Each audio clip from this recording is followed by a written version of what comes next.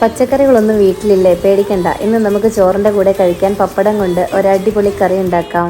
ആദ്യമായി ഒരു ചട്ടിയിൽ അല്പം വെളിച്ചെണ്ണ ഒഴിച്ച് 5-6 ചെറിയ ഉള്ളിയും ഒരു തക്കാളിയും ചേർത്ത് നന്നായി വഴറ്റുക. ഇനി ഇതിലേക്ക് 1/4 സ്പൂൺ മഞ്ഞൾപ്പൊടി, 1 ടീസ്പൂൺ മുളക് പൊടി, 1 ടീസ്പൂൺ മല്ലിപ്പൊടി എന്നിവ ചേർത്ത് പച്ചമണം മാറുന്നത് വരെ ഇളക്കാം. ഇനി ഇതിലേക്ക് ഒരു പിടി തേങ്ങയും ചേർത്ത് ഒന്ന് ചൂടാക്കി തണുത്ത ശേഷം മിക്സിയുടെ ജാറിൽ അരച്ചെടുക്കാം.